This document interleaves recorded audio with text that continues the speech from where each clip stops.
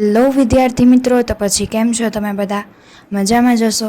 આપણે આંકડાશાસ્ત્રમાં પેલું જે ચેપ્ટર છે સૂચકાંક, તેના બધા સ્વાધ્યાય આપણે પૂરા કર્યા હતા. અને હવે સ્વાધ્યાય પહેલું કરીએ છીએ. વિભાગ એ MCQ છે. ચલ રાશિની કિંમતમાં થતા લાંબા ગાળાના ફેરફારોની સરખામણી માટે કઈ રીત ઉપયોગી છે? અચલ આધારની રીત. બીજું છે, લાસ્પેયરના સૂચકાંકની ગણતરીમાં કયો વપરાશ લેવામાં આવે છે? આધાર વર્ષનો વપરાશ. જીવન નિર્વાહ ખર્ચના સૂચકાંકની રચનામાં કયા ભાવ ધ્યાનમાં લેવાય છે? છૂટક ભાવ. કૌટુંબિક બજેટની રીતમાં વસ્તુનો કયો ખર્ચ ભાર તરીકે લેવામાં આવે છે? આધાર વર્ષનો ખર્ચ. સૂચકાંકની રચનામાં કઈ સરેરાશનો શ્રેષ્ઠ સરેરાશ ગણવામાં આવે છે? ગુણોત્તર મધ્યકને. અને ભારિત છે, જ્યારે એમ પૂછાય કે કઈ સરેરાશને પ્રચલિત સરેરાશ ગણવામાં આવે છે, ત્યારે ભારિત મધ્યક આવશે. કયા સૂચકાંક લોકોના જીવન ધોરણનો ખ્યાલ આપે છે? જીવન નિર્વાહ ખર્ચનો સૂચકાંક. IMP MCQ છે. એક વસ્તુનો ભાવ આધાર વર્ષની સરખામણીમાં ચાલુ વર્ષમાં 4.5 ગણો વધે છે તો ભાવ સૂચકાંક કેટલો થાય? એટલે 450 + 100 એટલે 550. ઓકે.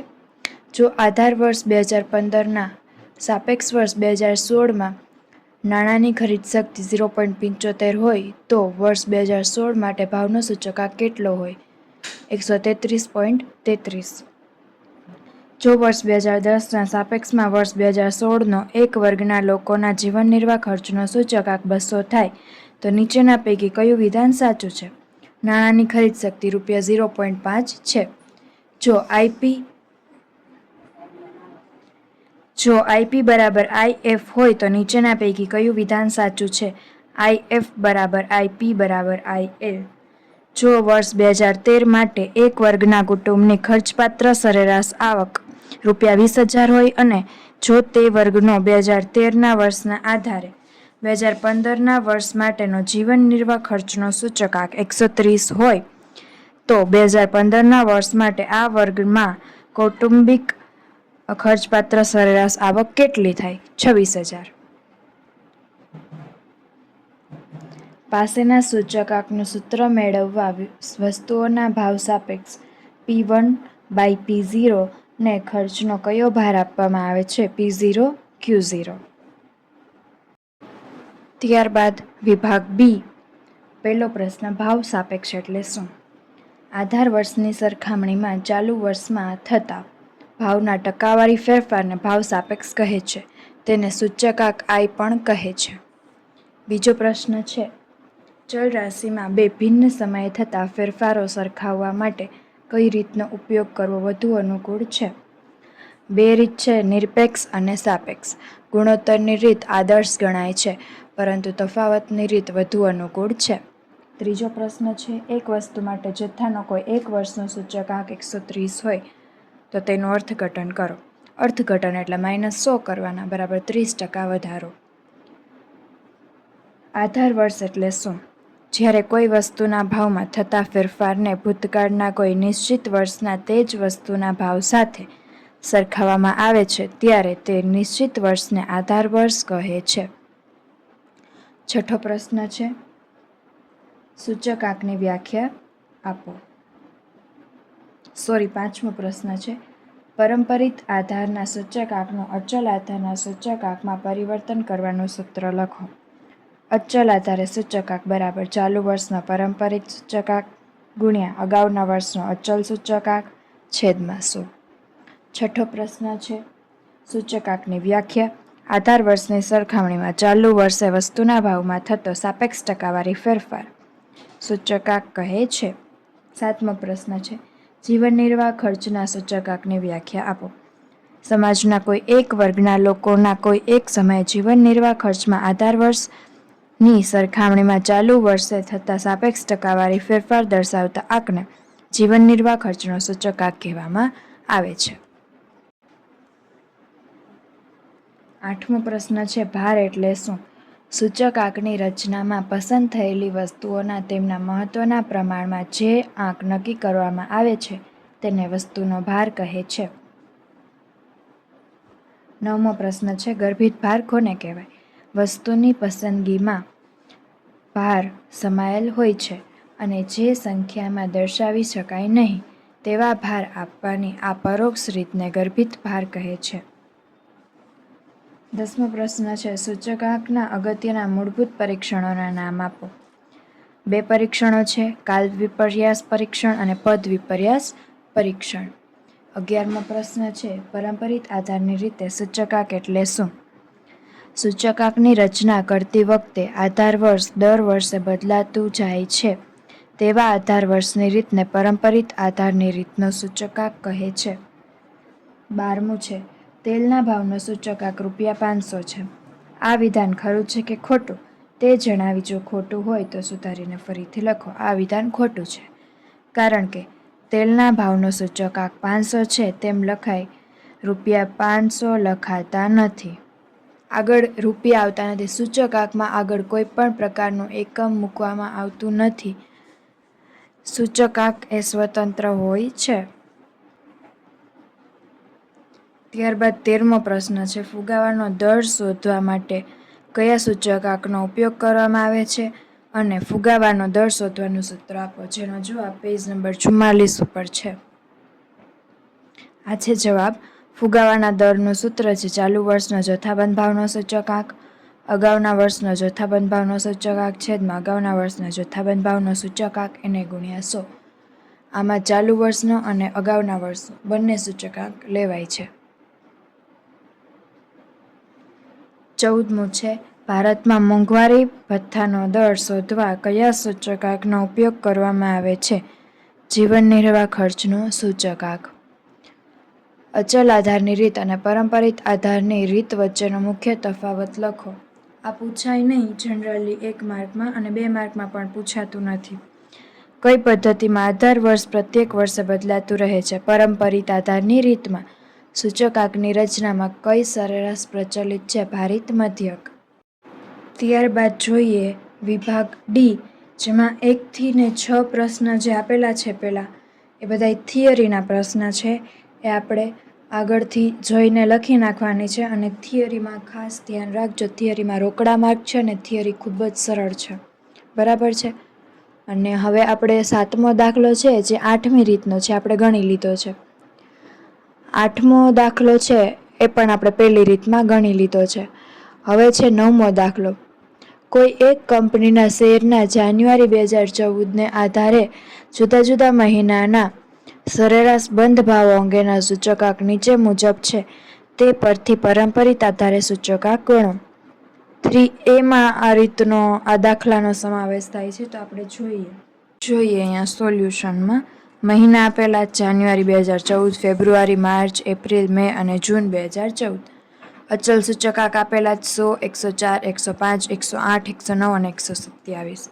પરંપરિત સૂચકાંક બરાબર P1/P0 એને ગુણ્યા 100 એટલે 100/100 એને ગુણ્યા 100 બરાબર 100. 100 ઉડી જાય એટલે અહીંયા 100 વધ્યા. 104/100 એને ગુણ્યા 100 એટલે 104. 105/104 એને ગુણ્યા 100 એટલે 100.96. 108/105 એને ગુણ્યા 100 બરાબર 102.86. 109/108 એને ગુણ્યા 100 બરાબર 100.93. 127/109 એને ગુણ્યા 100 બરાબર 116.51. ત્યારબાદ 10મો દાખલો છે, નીચે આપેલ પરંપરિત આધારે મેળવેલ સૂચકાંક પરથી અચલ આધારના સૂચકાંક મેળવો. 3B સમાવેશ થાય છે આનો. તો ચાલો જોઈએ એનું સોલ્યુશન. જોઈ શકો છો તમે અહીંયા વર્ષ આપેલા છે 2011, 2012, 2013 અને 2014. સૂચકાંક છે 120, 90, 140 અને 125. અચલ સૂચકાંક છે 120 ગુણ્યા 100 ભાગ્યા 100 બરાબર 120. 90 ગુણ્યા 120 ભાગ્યા 100 બરાબર 108. 140 ગુણ્યા 108 ભાગ્યા 100 બરાબર 151.2. 125 ગુણ્યા 151.2 ભાગ્યા 100 બરાબર 189. ત્યારબાદ 11મો દાખલો છે, એક વસ્તુના ભાવ અંગેની માહિતી પરથી પરંપરિત આધારની રીતે સૂચકાંક મેળવો. પહેલી રીતમાં આ દાખલો થઈ ગયો છે. બરાબર. 12મો દાખલો છે ઔદ્યોગિક કામદારના જીવન નિર્વાહની વસ્તુઓના સમૂહના સૂચકાંક અને ભાર અંગેની વર્ષ 2015ના એપ્રિલ માસની આપેલી માહિતી પરથી જીવન નિર્વાહ ખર્ચનો સૂચકાંક શોધો. રીત નંબર 4માં આનો સમાવેશ થાય છે. આનું સોલ્યુશન આપણે જોઈએ. પેજ નંબર 51નો 12મો દાખલો છે. સમૂહ આપેલા છે A, B, C, D, E અને F. I બરાબર 247 છે, 167 છે, 259 છે, 196 છે, 212 છે અને 253 છે. W છે 44, 20, 16, 6, 10 ને 4 સરવાળો થાય છે 100. IW બરાબર 10,868, 3340, 4144, 1176, 2120, 1012. સિગ્મા IW બરાબર 22,66,0. સૂત્ર મૂક્યું, સાદુરૂપ અને જવાબ આપ્યો 226.6. ત્યારબાદ વિભાગ ઈ તરફ જોઈએ. પહેલો દાખલો છે, આપણે આગળ આ રીતના દાખલા ગણેલા છે. P0 આપેલો છે ને P1 આપેલો છે. આના ઉપરથી આપણે શું ગોતવાનું છે કે વર્ષ 2010 ને આધાર વર્ષ લઈ 2015ની જુદી જુદી વસ્તુઓના ભાવ અંગેની માહિતીનો ઉપયોગ કરી સામાન્ય સૂચકાંક શોધો. I શોધવાનો છે. 2010 ને આધાર વર્ષ લેવાનું છે, એટલે આના આધાર વર્ષ એટલે કે P0 આવશે છેદમાં અને P1 આવશે. એટલે I બરાબર P1 ના છેદમાં P0 એને ગુણ્યા 100. બરાબર. ત્યારબાદ બીજો દાખલો છે. વસ્તુ આપેલી છે 2010ના ભાવ, 2015ના ભાવ અને 2010નો જથ્થો. બરાબર. આ દાખલાનો આપણે સોલ્યુશન જોઈએ. પેજ નંબર 52 છે. બીજો દાખલો. વસ્તુ P0 આપેલા છે, P1 અને Q0. P1 Q0, P0 Q0. આટલું આપણે શોધી લઈ પછી કુલ ખર્ચનું સૂત્ર મૂકવાનું છે. સિગ્મા P1 Q0 ના છેદમાં સિગ્મા P0 Q0 એને ગુણ્યા 100. બરાબર. આપણને P1 Q0 કેટલા તો કે 1016 મળ્યા છે. એના છેદમાં 680 એને ગુણ્યા 100 એટલે જવાબ 149 પોઈન્ટ આસપાસ આવશે. ઓકે. એ જ રીતે ત્રીજો દાખલો છે. બરાબર. આપણે ઉપરનો ગણો એવી જ રીતે ગણવાનો છે. ત્યારબાદ ચોથો દાખલો છે.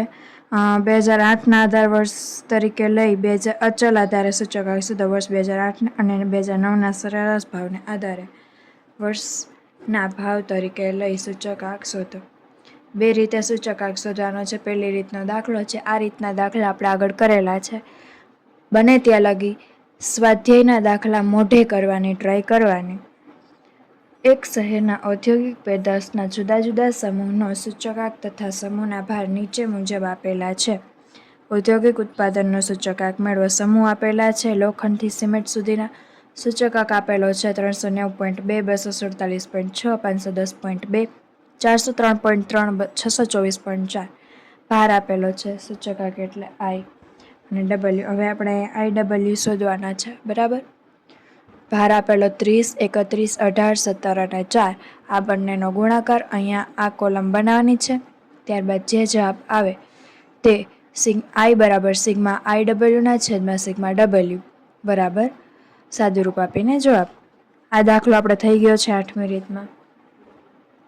કામદાર વર્ગના માસિક વેતનની નીચેની માહિતી પરથી તેમના વાસ્તવિક વેતનની ગણતરી કરો. વર્ષ 2008 ને આધાર વર્ષ ગણી વર્ષ 2015ની નાણાંની ખરીદ શક્તિ શોધો. આ રીતના દાખલા ગણવાનું સૂત્ર આગળ આપેલું છે. સૂત્રનો ઉપયોગ કરીને જ દાખલા ગણવાનો છે. આપણે આ રીતના આગળ પહેલી રીતના જે દાખલા ગણ્યા છે એ જ રીતના આ દાખલો ગણવાનો છે, પણ ખાલી સૂત્ર બદલશે.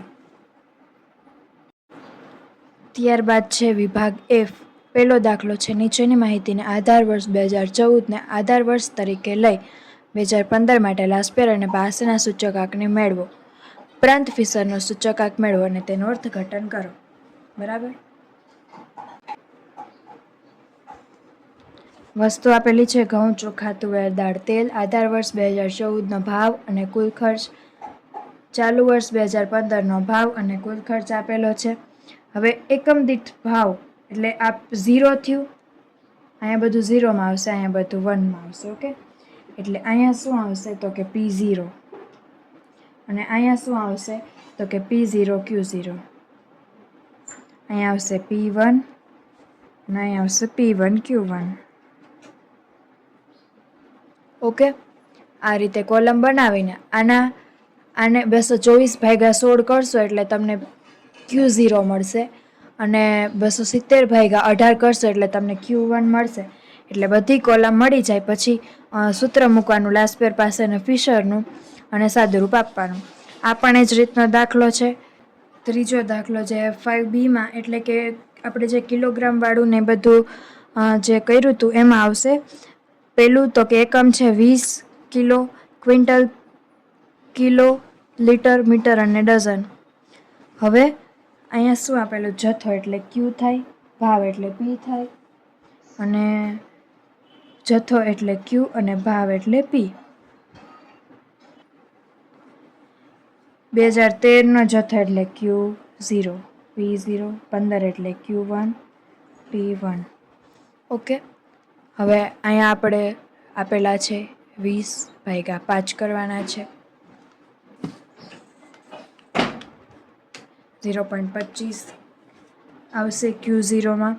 પછી અહીંયા જે એ જ રીતે છે, અહીંયા આવશે 0.1, અહીંયા આવશે 2, અહીંયા આવશે કેટલા કહું? 30 લીટર, 50 અને અહીંયા આવશે 100 ના, અહીંયા 12 જ આવશે કેમ કે અહીંયા મીટર અહીંયા 1 છે એટલે 12/1 એટલે 1 જ. બરાબર, 20 નંગ છે અને ઉપર ડઝન આપેલા છે એટલે અહીંયા આવશે 1.67. બરાબર,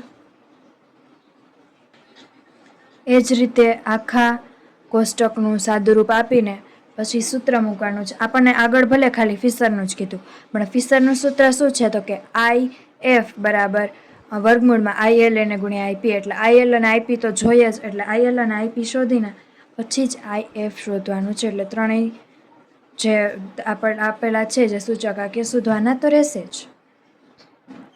ત્યારબાદ આ છે 5A. ખૂબ જ સરળ દાખલો છે, સીધો જ છે. જથ્થો એટલે Q અને ભાવ એટલે P. એટલે અહીંયા આવશે Q0 અને Q1, P0 અને P1. ઓકે, ચારેય કોલમ બનાવીને ચારેય કોલમનું આપણે જે સૂત્રમાં જે સમૂહનો જે આપણે લખવાના છે સૂત્રમાં જેમ કે P1 Q0, P0 Q0 એવી રીતે એ કરી ગુણાકાર અને ટોટલ 8 અને 9 કોલમ બનશે. 9 કોલમનું સાદુરૂપ આપીને ત્યારબાદ સૂચકાંક શોધવાનું છે. આ છે રીત નંબર 6નો દાખલો છે.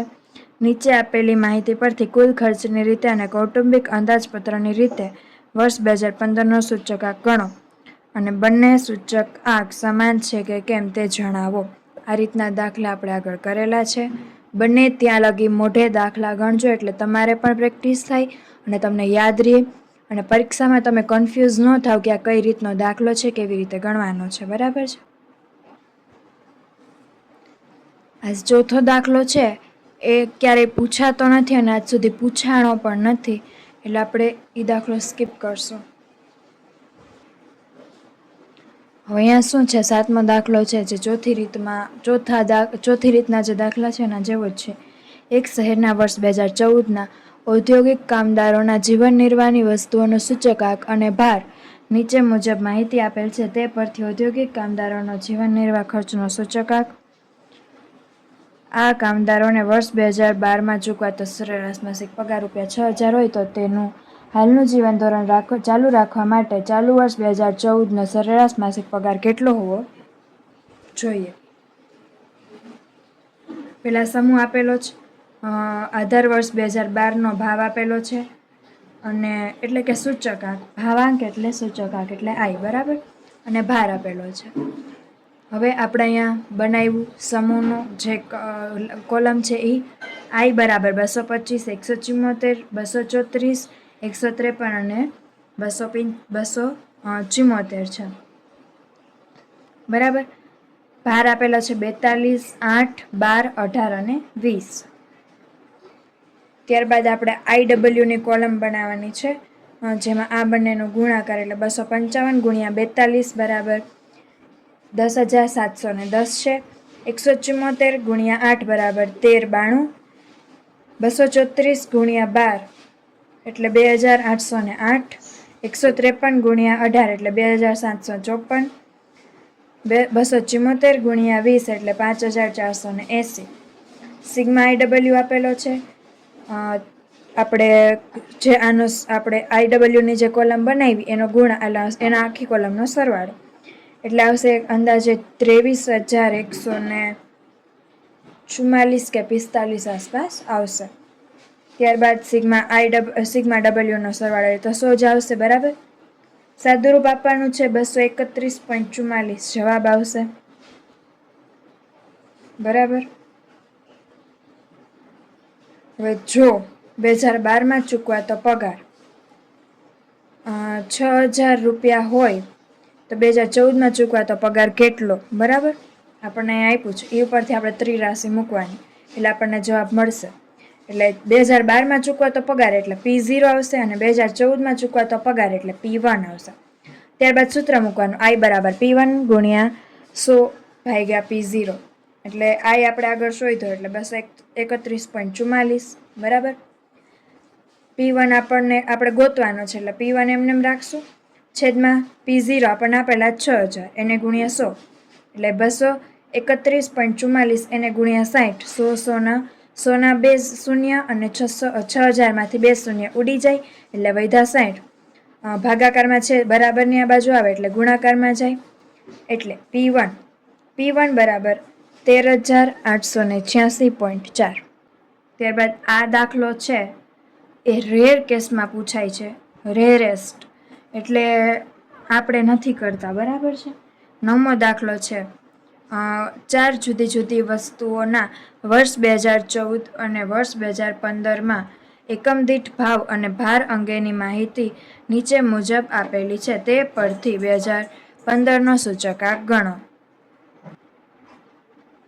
વસ્તુ આપેલી છે A, B, C અને D. ભાર આપેલો છે 40, 25, 20 અને 15. વર્ષ 2014 એકમ દીઠ ભાવ આપેલો છે એટલે P0 આવશે અને અહીંયા P1 આવશે. બરાબર. P0 એટલે 32, 80, 24 અને 4. P1 એટલે 40, 100, 30 અને 6. બરાબર છે. I બરાબર P1 ભાગ્યા P0 એને ગુણ્યા 100 એટલે 40 ભાગ્યા 32 એને ગુણ્યા 100 એટલે 125. 100 ભાગ્યા 80 એને ગુણ્યા 100 એટલે 125. 30 ભાગ્યા 24 એને ગુણ્યા 100 એટલે 125. 6 ભાગ્યા 4 એને ગુણ્યા 100 બરાબર 150. IW 5,031.25 એટલે IW એટલે કે આપણે I જે શોધ્યો એનો અને W આપણને આપેલો છે એનો ગુણાકાર. આનો જવાબ શું હતો? 125. 100 ભાગ્યા એટલે અહીંયા 125. બરાબર. અને 30 ભાગ્યા 24 એને ગુણ્યા 100 એટલે 125. 6 એટલે 150. હવે 125 ગુણ્યા 40 એટલે 5,000. 125 ગુણ્યા 25 એટલે 3,125. 125 ગુણ્યા 20 એટલે 2,500 અને 150 ગુણ્યા 15 એટલે 2,250. સિગ્મા IW આ બંનેનો જે આપણે ગુણાકાર કર્યો એની આખી કોલમનો સરવાળો છે. ત્યારબાદ સાદુરૂપ આપવાનું છે. સૂચકાંકનું સૂત્ર મૂકવાનું જ સિગ્મા IW ના છેદમાં સિગ્મા W બરાબર. સિગ્મા IW આપણને કેટલો મળ્યો હતો કે 12,875 ભાગ્યા 100 એટલે 128.75. આ રીતનો દાખલો છે. 8મી રીતના એ આપણે આગળ ગણેલા છે. બરાબર છે. તો આ આપણે ચેપ્ટર અહીંયા પૂર્ણ કરીએ. આગળના વિડીયોમાં આપણને IMP મળી જશે.